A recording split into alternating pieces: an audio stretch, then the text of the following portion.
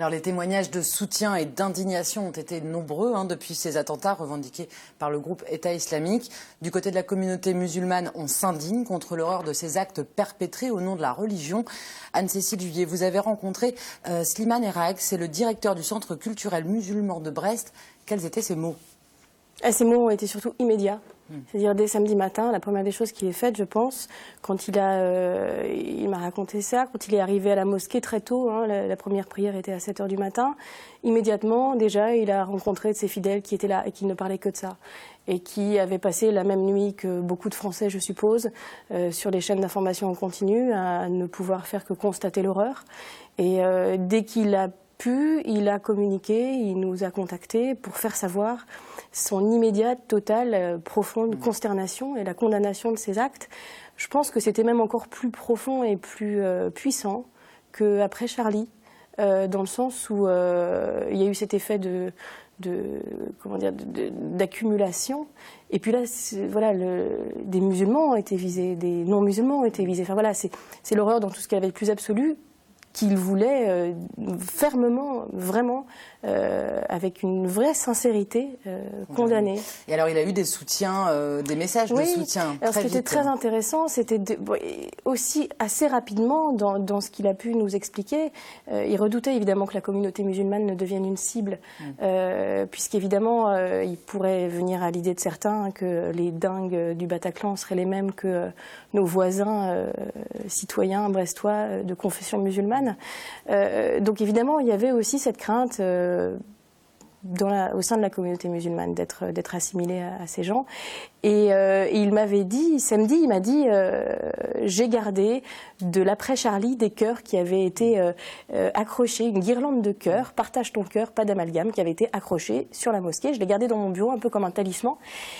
Et fait étonnant, dimanche matin, alors qu'il arrive, pareil, à 6 h 30 à la mosquée, rebelote, redécœur. La banderole, une nouvelle banderole a été mise. Et voilà, il était aussi heureux de nous dire que ce geste de fraternité, peut-être c'est un voisin, peut-être c'est... peu importe, finalement a été très touché. Et lui et ses fidèles, bien entendu. Alors, et puis l'imam de la mosquée de Pont-à-Nézen à Brest a également réagi, Anne-Cécile. Oui, alors en effet, on sait qu'à Brest, il y a deux mosquées. Il y a la mosquée, entre guillemets, historique, qui est rue Victor Pingam, en centre-ville. Et puis il y a la mosquée Suna, dont on sait que l'imam Rachid Abou Deifa a fait récemment parler de lui pour certains propos, notamment sur la musique, etc. Et lui également, dès samedi matin, d'abord sur un message sur sa page Facebook, puis après via une vidéo qu'il a postée. Il est très actif sur les réseaux sociaux et sur la chaîne YouTube, où il poste très régulièrement des vidéos, que ce soit ses sermons ou autres. Il a absolument, complètement, fermement condamné. Et non seulement, c'était pas une condamnation dans l'émotion, c'était aussi une condamnation en allant chercher dans le texte sacré de l'islam les sourates, les versets, et en les exposant et en les donnant à réfléchir, à méditer à ses fidèles. Voilà. Un mot pour terminer, Anne-Cécile. Le gouvernement va condamner certains imams de mosquées radicalisés. On ne parle pas pour l'instant de la mosquée de Brest. Non, effectivement, Manuel Valls et Bernard Cazeneuve ont affiché leur volonté de couper l'herbe des prédicateurs trop radicaux. Dans l'immédiat, c'est une annonce. J'imagine que ces dossiers-là vont être traités et vont prendre du temps. Pour l'instant, Brest n'est pas plus que d'autres dans le viseur. Rappelons en tout cas que l'imam de la mosquée Suna est français et que la France, jusqu'à présent, n'expulse pas ses ressortissants ailleurs.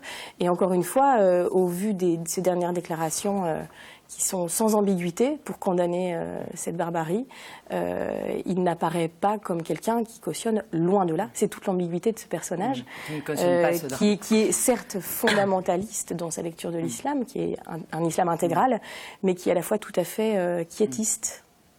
Dans sa façon d'être. Dans sa façon d'être et de condamner ses actes. Merci beaucoup Anne-Cécile Juillet.